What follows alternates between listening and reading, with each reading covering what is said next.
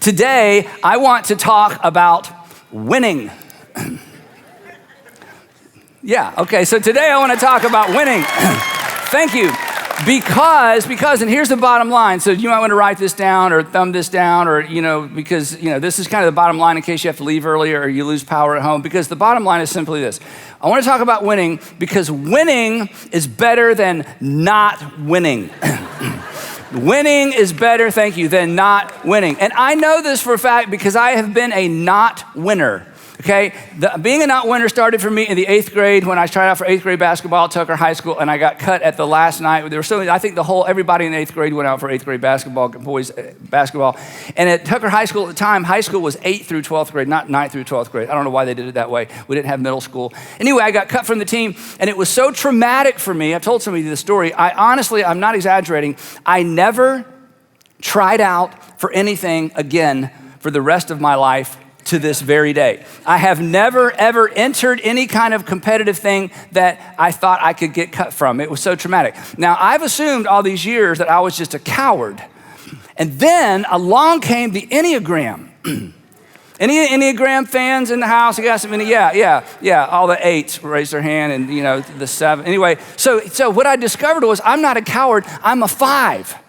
On the Enneagram. And 5s on the Enneagrams, we don't like to do anything that we're not sure we can succeed at. So God made me this way. So anyway, it helped my self-esteem to know I'm not a coward. This is just the way I'm wired. I don't like to do anything I can't succeed at. I was reminded of this some years later after I was married, and we would go on vacation with Sandra's family, and they would always want to play have a day of golf, like the whole family goes and plays golf, all the guys, of course. And of course, I didn't play golf. In fact, in my whole life, up to this day, I have played 5 rounds of golf, not like in a weekend, like in a lifetime, okay? So you can imagine how good I wasn't. And so I would always say, no, you guys go ahead. I'll just stay here and build sandcastles with the kids and the girls. I don't want to go. So finally I'm thinking, okay, this is ridiculous. So I went, and it was terrible. The next summer I went, it was terrible. So the 3rd summer and the last summer, I'm like, I really don't want to do this.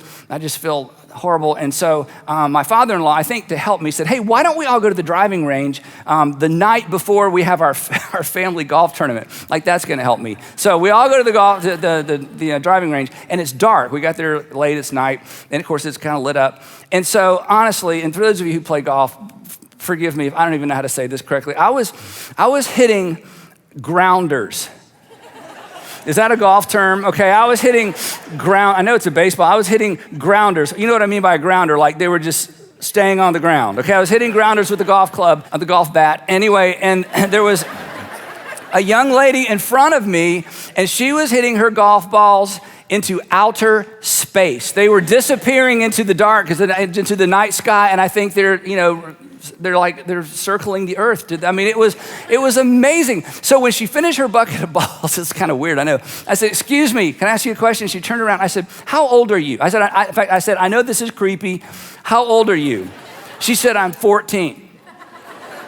So I stepped out of the batter's box with my golf club, and I went down and found my father-in-law, who was far away, and I put my club in his bag, and I said, I'm gonna go sit in the car. You guys take whatever time you want, but I can't do this anymore. And that was the end of golf for me. And as I was sitting in the car, I knew, in an hour, 30 minutes, whenever, they're all gonna come back and they're gonna be like, are you okay? Do you feel okay? So I formulated a statement, and I made this up, and this is what I told them, and I have used this every day, every time golf comes up. This is the statement I give, and some of you may wanna use this, so I'm gonna put it on the screen. So this was what I said when they came back and said, is everything okay? Here's what I said. If I want to feel bad about myself, there are less expensive and less time-consuming ways to do so. I promise I'm not making this up. This is what I said, and whenever golf comes up, because I get invited all the time to go to the great places, I'm like, you know what? If I wanted to feel bad about myself, because I'm a 5, I don't want to fail, so I don't want to try something I'm going to fail at. So the point of all that is simply this. Today, I want to talk about winning, but personally, I'm not really much of a competitor. I'm not competitive, and maybe you aren't either, but I just wanted you to know that, you're not the only one in the room, so I don't lose you on this topic. Others of you are so competitive that you have lost respect for me. Because you're so competitive. It's like, you are such a loser. I mean, what? Because you're so competitive. When you were a child, you were the one that wanted to finish all your food the fastest, and your parents were like, slow down. It's like, no, everything in your life has been a race. Everything's a race. Everything's competitive. You always have to win. Because, in my mind, I hear a little voice. My little voice says this: hey, you can't win, so why try? That's what I hear. What you hear is winning is everything, try anything. Winning is everything, try anything. So you rise to the challenge. You're willing to do new stuff. It's amazing. You scare me a little bit, but it's amazing. And I understand this. I have 3 kids, and all 3 of my kids, they're not like me. They try everything. My sons are so competitive, and I wish I was more like that. But the point is, regardless of where you are on the spectrum, like me, hey, if I can't win, why try? Or hey, I'll try anything once and I'll compete because you just love the game and you are in the habit of making the game out of everything. Regardless, winning is important because winning is better than not winning, especially in the arena that matters most.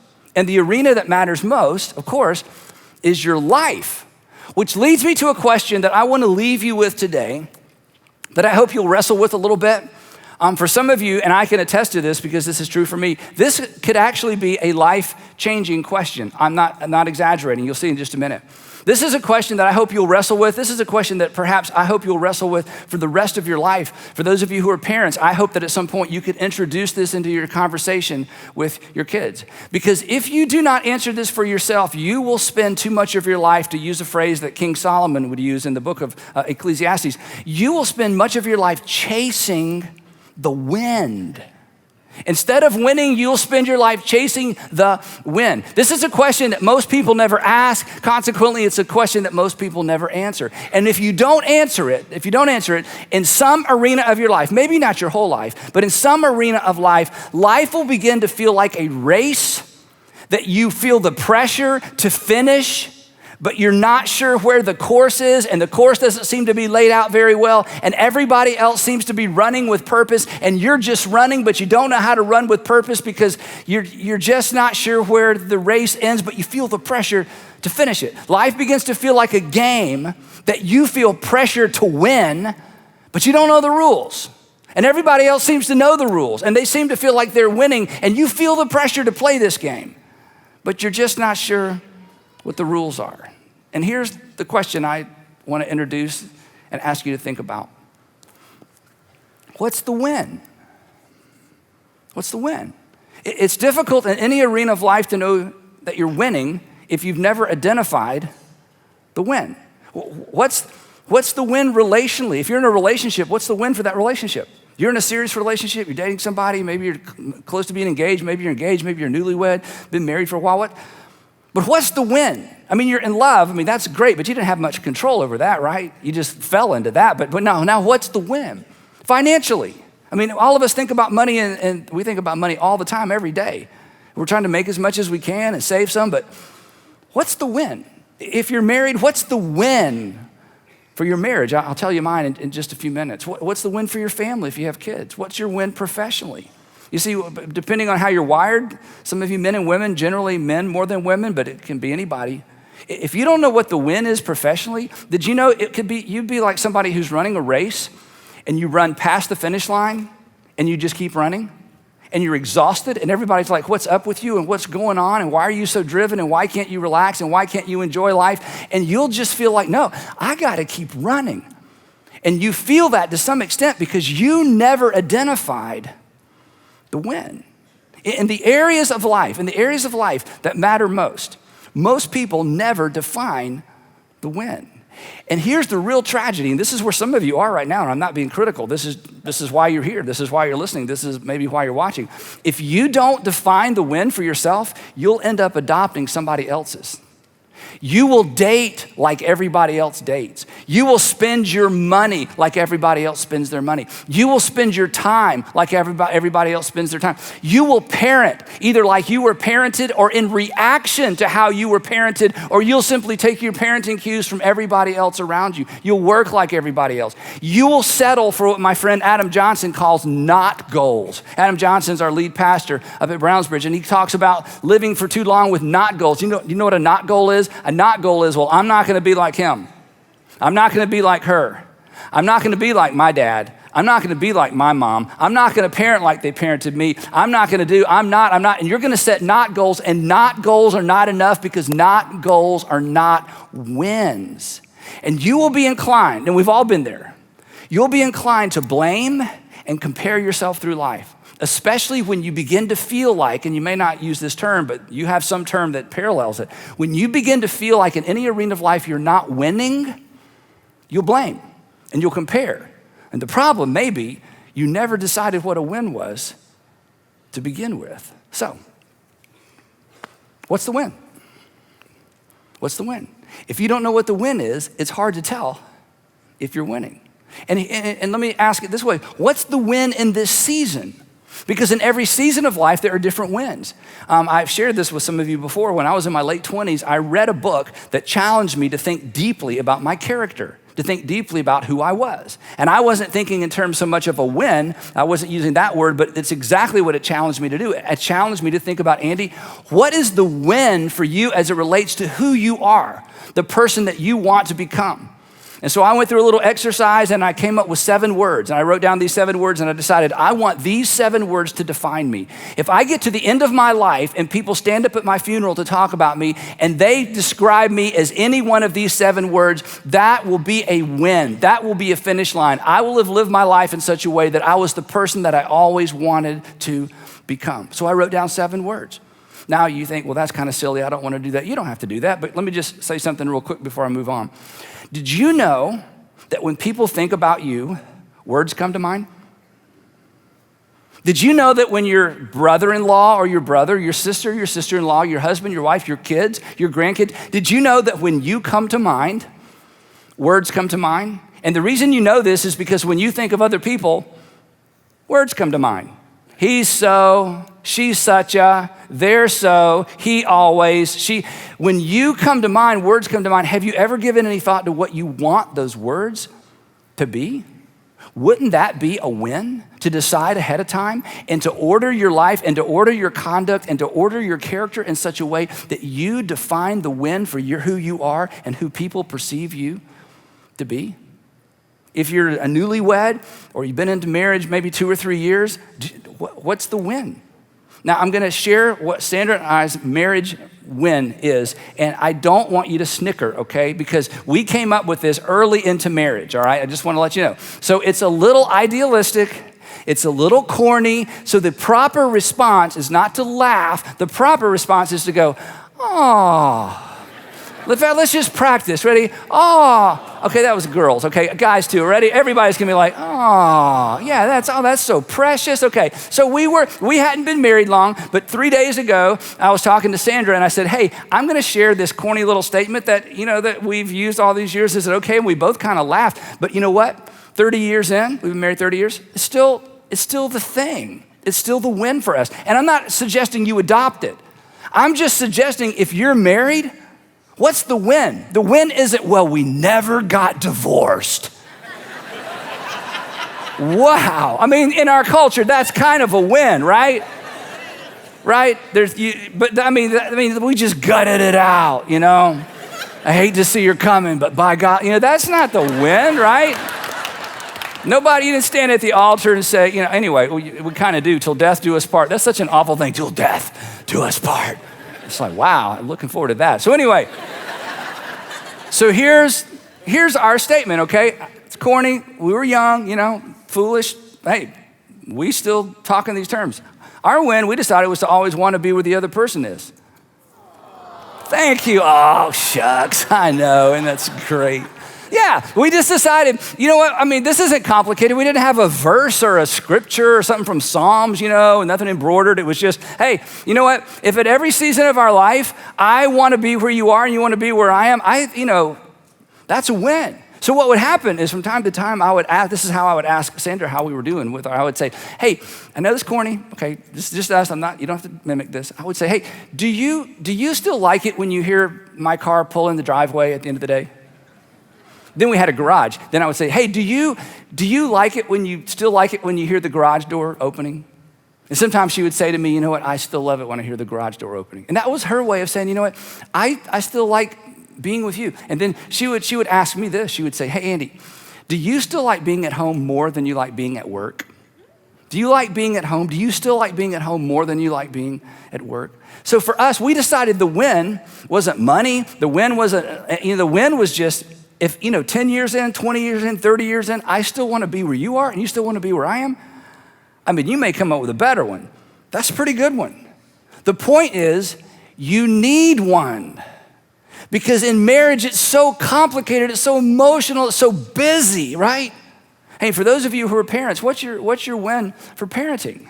Let me tell you what it shouldn't be. And again, I'm kind of sticking my nose in your business. And most parents don't ever write anything down. I mean, once you're a parent, who has time to write anything down, right? You can't find anything. So the win for parenting for a lot of parents by default, because they don't think about it, is perfectly behaved kids.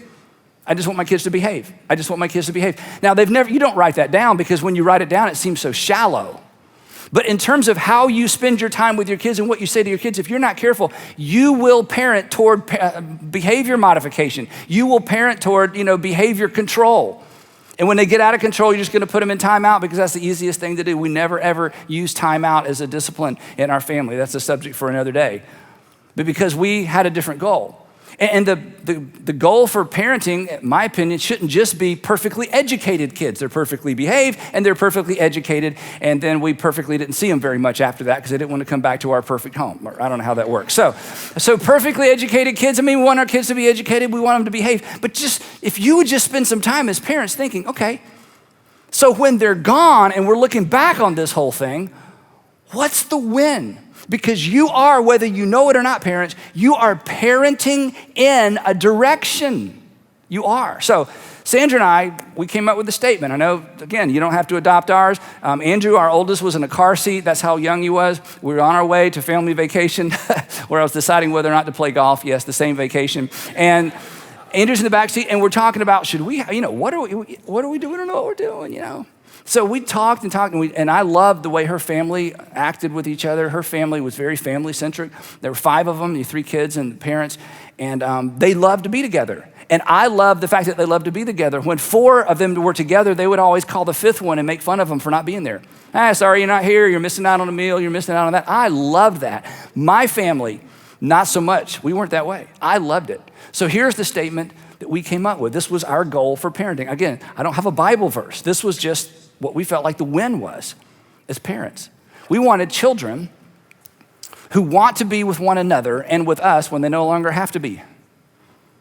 We wanted our kids when they were older to want to be with each other and with us when they were old enough that they didn't have to be. And we parented toward this North Star. And I'm telling you, once you decide what the win is, whatever the win is, you will change your parenting style and you will change the way you discipline and the way you talk when you realize, what are we trying to get to? This was an extraordinarily important part of our life and our parenting. Now our kids are in their 20s and they don't have to do anything we tell them to do. And they love to be together. And we think they still love to be with us. At least they're faking it if they're not. Now, here's the deal. Regardless of where you are on a faith journey, this isn't really even about a faith journey. We'll get to that in just a minute. Regardless of where you are on a faith journey, or whether or not you're even on a faith journey, you need to spend some time identifying the win. What's the win? It doesn't have to be perfect. It doesn't even have to be right. It might even change. Just give some thought to it, because in the arenas of life that matter most, you want to win, because winning is better than not winning. And if you don't know what you're aiming for, right, you've heard it, you'll hit it every time. And you don't want to just go and draw a target on the barn because you shot first and then drew the target later, right? You don't want to do that. And we'll talk about in just a minute how important this is as it relates to the different seasons of life. So what I want to do with the rest of our time is I want to show you a win statement. It's not really called that. I just kind of made that up. A win statement from the New Testament by a gentleman who has influenced all of our lives, either directly or indirectly, certainly indirectly in that we don't know him. But in terms of his literature, he really did shape all of our lives because of his words and because of his letters. And of course, I'm talking specifically about, he showed up in history as Saul of Tarsus, and then he became a Jesus follower, started using his Roman name, and so we know him as Paul, or the Apostle Paul. And the Apostle Paul's win, he's going to give us his statement in 1 Corinthians. His win, and maybe you can relate to this, and this should be encouraging. His win, what he decided the win was for his life, was actually a response to a failure. It was actually a response to a loss in his life, because he steps into history as someone who has decided to put out of business a Nazarene sect or a Nazarene cult that sort of revolved around this Nazarene rabbi named Jesus. He decided, I'm gonna put that out of business because it's disturbing the world order between the Jews and the Romans, and we can't let that happen, so we gotta put this thing out of business. So he started rounding up all the Christians and having them arrested. He had some of them tortured, tried to get many of them to abandon this Nazarene sect and go back to first century Judaism. People died under his leadership as a result of him going too far. People were maimed. And so he had a track record of being very violent, but he thought he was serving God. He thought he was doing the right thing. And then he meets the resurrected Jesus.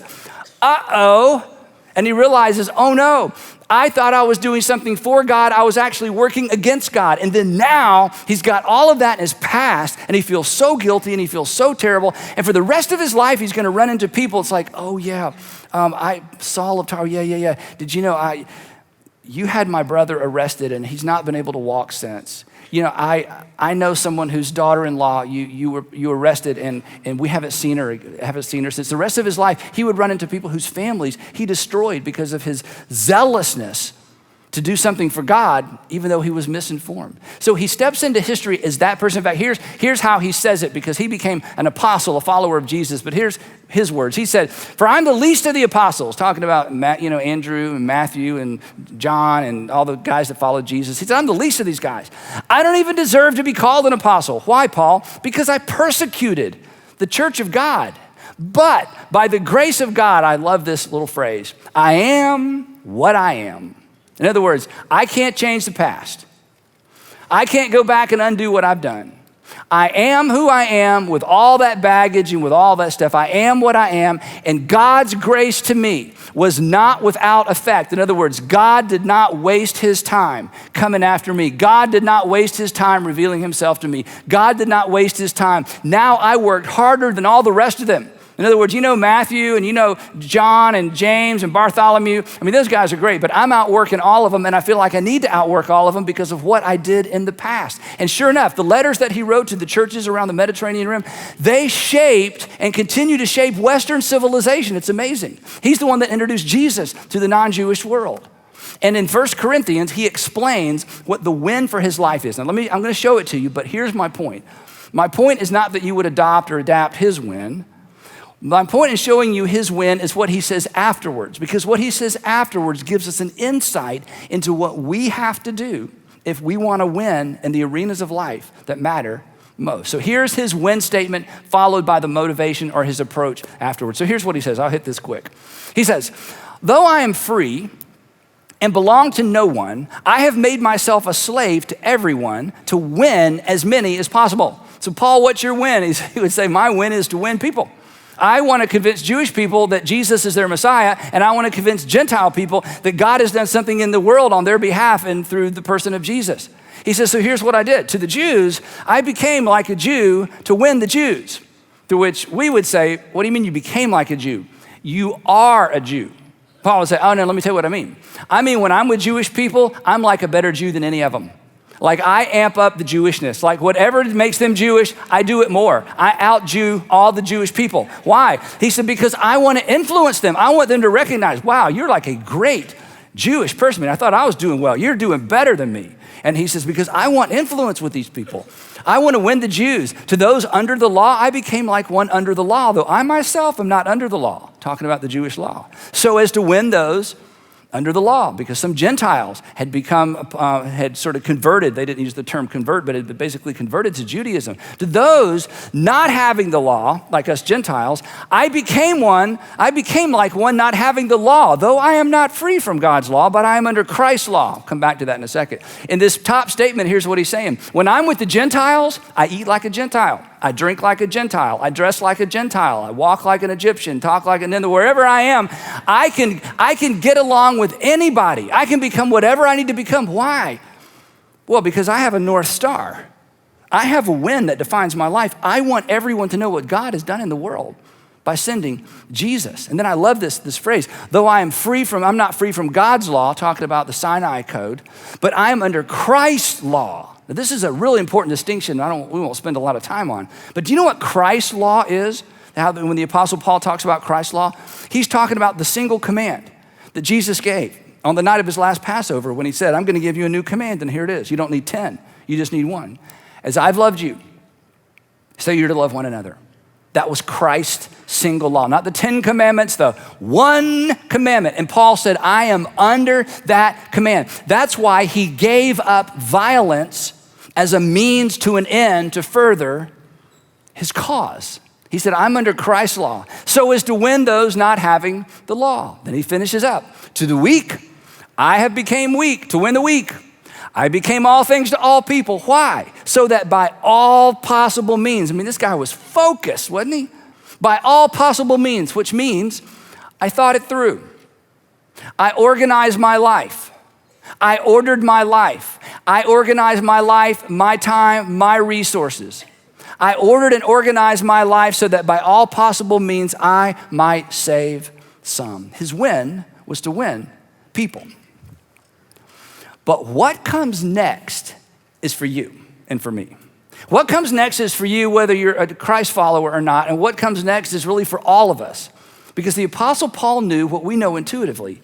It is not enough to wish. It's not enough to want. It's not enough to desire. And so he now dips into this sports metaphor that the people in his context understood and that we understand to some extent. He goes right into this after saying, this is the win, that to win people, I'll do anything it takes to win people. And then he goes right into this next topic. It looks like he changes the subject. He says, do you not know, he asks these questions all the time. Do you not know that in a race, all the runners run, but only one gets the prize? To which we're like, yes. Paul, thank you. We know how a race works. Everybody lines up, everybody runs, one person finishes first, and that person gets the prize. So yes, why are you saying that? And let me tell you why he's saying it, and then I'll show you how he says it. Here's the point he's about to make. This is so powerful. Imagine if we lived this way. He said, in an athletic competition, the competition is obvious. In an athletic competition, the competition is obvious. In a race, they are lined up right beside you. You always know how you're doing in relationship to the competition. On the football field, they are lined up right in front of you. You always know how you're doing against the competition. And with a cheerleading squad, you know where you stand because they've just performed and now you have to perform. There's somebody ahead of you, there's somebody behind you, but you know where you stand with the competition. You can see your competition. But when it comes to winning in life, when it comes to winning in your marriage, when it comes to winning with your kids, when it comes to winning financially or dating or whatever, it's hard to tell, isn't it? It's just not as obvious. Consequently, we lack urgency. There's no scoreboard. There are no fans. There's no clock. It's hard to tell how we're doing. So listen to what he says to us next. He says, you know, in a race, you know who your competition is, and you know everybody's competing, but only one person gets across the finish line. And the faster the people around you go, the faster you go. And there's just so much energy because so much is at stake. And you know exactly where you are because you know who the competition is. You know what that's like? And we're all like, yeah, we know what that's like. Then he says to us, ready for this? This is so great. He says, hey, run in such a way as to get the prize. Implication, live your life with the same urgency, with the same focus, with the same order that you would bring to a race or a competition to where there was a clock, where there were fans, where you knew who the competition was and you knew how you were doing against the competition. Live in such a way that you win. Pay the price you have to pay to make sure you're prepared to win, right? Because in an athletic competition, there's always a price to pay to win, right? And in the arenas of life that matter most to you, I don't even know you, but we know this about each other, right? The person on your left and your right, isn't this true of us? In the areas that matter most, to win, there is a price to be paid. The same is true in every single arena of life that matters to us. Everyone who competes in the game, he says, he goes on, everyone who competes in the games, and he's talking about these games that took place right outside of Corinth. It was a famous place that for over 700 years, they had sort of these miniature Olympic games. Everybody knew what he was talking about. He said, everyone who competes in the games goes into strict training. Why? Because they want to win. Everybody who wants to win knows there's a sacrifice. Everybody who wants to win knows there has to be focus. Everybody who wants to win knows you have to say no to some things in order to say yes to prepare yourself to win. They do it, he said, of these people that run these races and that box and fight, they were very violent games, by the way. He said the people who compete, they do it to get a crown that will not last. And what they were actually getting, this is kind of interesting, is they got, you may know this, if you won a race or you won one of these boxing competitions or a chariot race, you actually got a crown of leaves.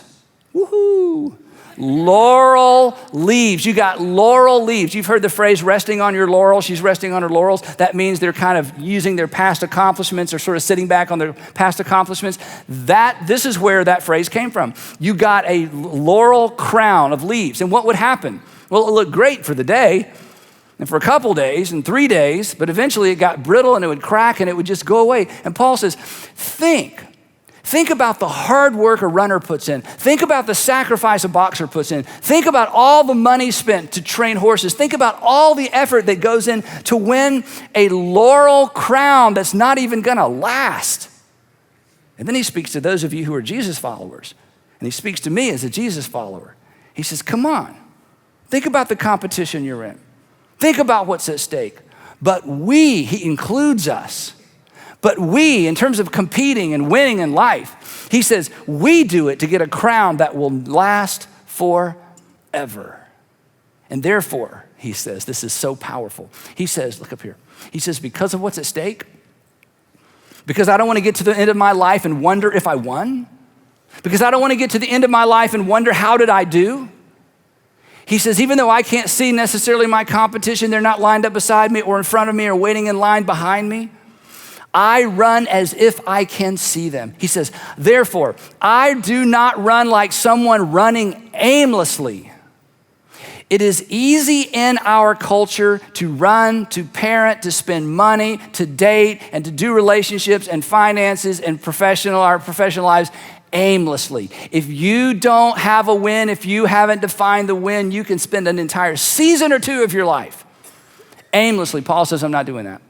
Because I know what I want, I know what I'm about, and I'm gonna do whatever it takes to get there. He says, I do not run like someone running aimlessly. I do not fight like a boxer just beating the air. He says, no, I strike a blow to my body and I make it my slave. Why, Paul?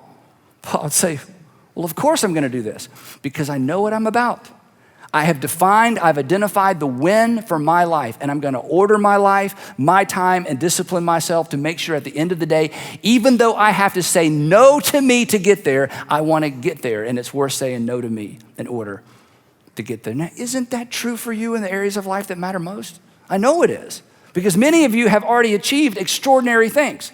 You already know what it means to focus. You already know what it means to say no to you to accomplish what you've already accomplished. But in the areas of life that matter most, have you defined the win? In his case, this is what he feared. I don't know what you fear. Here's what he feared. He said, I have to do this so that after I have preached to others, I myself will not be disqualified for the prize. So here's his bottom line. Then I want to talk about us for a minute. His bottom line is simply this. I am going to prepare and compete as if my competition was lined up beside me or standing in front of me. I'm gonna live my life with the same focus and the same energy as if I could actually see my competition, because I don't wanna get to the end of my life and be disqualified because I wasn't prepared to go the distance and I wasn't prepared to win. I think he would say to us what, to some extent, we already know.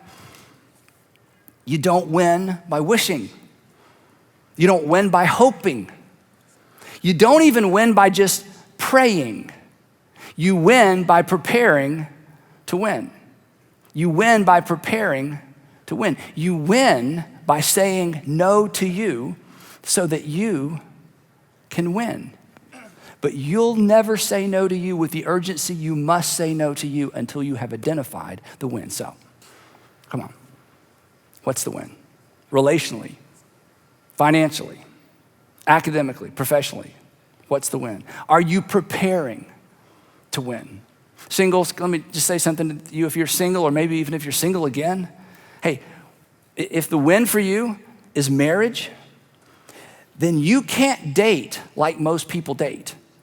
If you want a marriage that's unlike most marriages, then you can't date like most people date. This is why every once in a while I say to the singles and college students in our organization, I say, look, you need to take this 1 year off challenge. You need to step off the playing field for a year. You need to put yourself in the penalty box for a year. You need to go to the locker room for a year. You need to get out of this dating game for a year so you can get your head cleared, so you can get your mind cleared, your heart cleared, your conscience clear. So you can decide, okay, when I step back on that playing field with all that crazy competition, what is the win for me? And the win isn't just a date. And the win isn't just an experience. The win is bigger than that. What is the win? Before I decide I'm gonna play, I'm gonna decide what the win is. And I'm telling you, when you take that challenge and you take it seriously and you do the difficult work, and you decide I'm not just gonna date aimlessly, I'm not just gonna be swinging my hands or my hips in the air, right? I'm gonna have a purpose, I'm gonna have a goal for this, right? Just thought I'd work that in, okay? Because I have grander plans for my life, in my future. And I don't want my dating history to just repeat itself. So that's why I make that challenge. Why? Because if you don't know what the win is, you don't know what you're dating toward. For parents, let me just tell you, okay, on the other side of maybe where some of you are, you're gonna have to say no to some things to achieve your parenting goal once you decide what it is. Once you know what the win is, in fact, Sandra and I said this 1,000 times. Here's what we would say. No for now, but not forever. No for now, but not forever. No for now, but not forever. There are some things that we will do later that we are not going to do now because of what we think the win should be for our family. No, they're not wrong. They're not bad. We're not telling other families what to do or how to spend their time. But for this season, because we want to win with our kids, no for now, but not forever. And here's the thing, and you know this. You will find it so much easier to say no to you when you know what the win is.